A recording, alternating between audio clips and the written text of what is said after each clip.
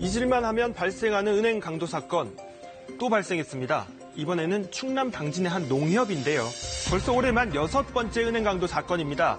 그런데 사건들 봤더니 공통점이 있습니다. 한적한 마을에 은행 직원이 적은 데다 무엇보다도 청원경찰이 상주하지 않았습니다. 범죄의 표적이 되고 있는 은행들은 어떤 문제가 있을까요? 지금부터 따라가 보시죠. 충남 당진의 한 농협. 막 문을 열고 영업을 시작할 때쯤 그물이 달린 모자로 얼굴을 가린 사람이 들어오는데요. 그런데 갑자기 현금 입출기 앞에 서 있는 여성의 허벅지에 총을 가져댑니다. 총을 발견하고 놀란 여성이 이렇게 뒷걸음질 치는데요. 범인은 이번엔 창구 쪽으로 다가가더니 총으로 직원들을 위협한 뒤 가방에 돈을 담으라고 합니다. 돈을 달라고 하니까 걔들이 벌벌 떨어서 무서워서 돈을 미쳐 못 갖다 줘. 돈 빨리 가져라고 하면 또 한 너더 내방 또 쏘더라고. 여기다가 쏘는 거야. 대합할 수가 없어. 범인은 순식간에 2,700여만 원을 챙겨 달아났습니다. 한 3분 정도 만에 나갔어요, 그분이. 그러면서 이제 저하고 저 남자 직원하고 뒷문으로 이렇게 추적을 했어요. 자신의 승용차를 타고 도망친 범인. 하지만 인근 야산에서 3시간 반 만에 경찰에 자수했습니다. 경찰에 붙잡힌 피의자는 인근에서 식당을 하던 51살 박모 씨. 식당을 운영하며 진빚 9억 원 때문에 범행을 저질렀다고 합니다. 아침에 일어나자마자 술 한 잔을 먹었는데 맥주 2병을 마셨답니다. 빚 생각이 나고 하니까는. 사건 당시 박 씨는 술에 취해 있었다고 하는데요. 그런데 이 화면에서 좀 이상한 점이 없으셨습니까? 박 씨가 사람들을 위협할 때 쓴 건 총이 아니라 전동 모총, 파정기였습니다. 그동안의 은행 강도 사건과 비교해보면 좀 많이 달랐던 박 씨의 범행. 하지만 이렇게 속수무책으로 당할 수밖에 없었는데요. 바로 청원경찰이 없었기 때문입니다.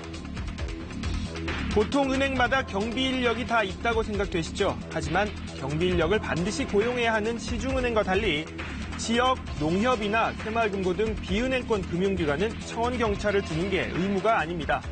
여기에다 비용도 문제입니다. 법으로 강제해서 청원경찰을 타고 이랬을 때는 인건비가 다 나가겠죠. 그래서 사람들이 이런 게 오히려 금융경찰을 받을 수 있는 그런 여력이 부족하다. 결국 청원경찰 대신 사설 경비업체에 의지하고 있는데요.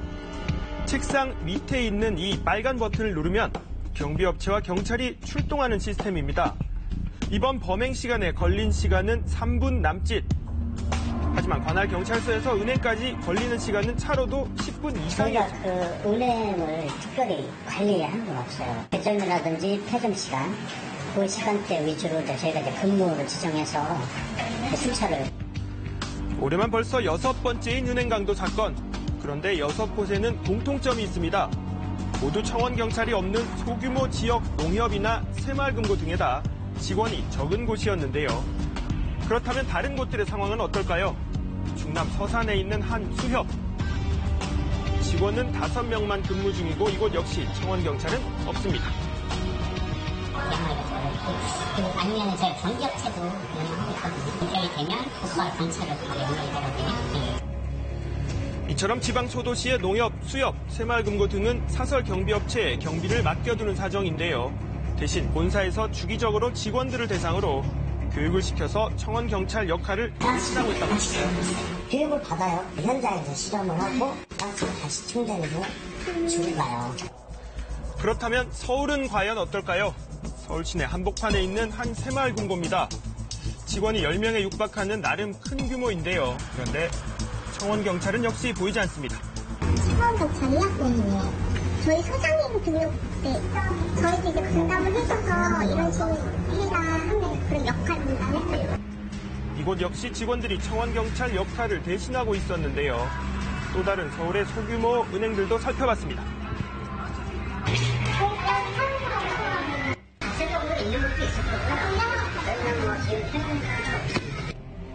이처럼 은행마다 청원경찰이 상주하지 않는 곳은 역시 비용 때문이라고 합니다.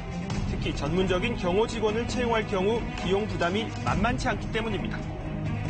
청원경찰 행정님들 전문 대부분 직장에서 고객들 도와주는 일을 전문 경비원이 아니기 때문에 잊을만 하면 반복되는 은행 강도, 직원들은 물론 이 손님들이 느끼는 불안감은 어느 정도일까요?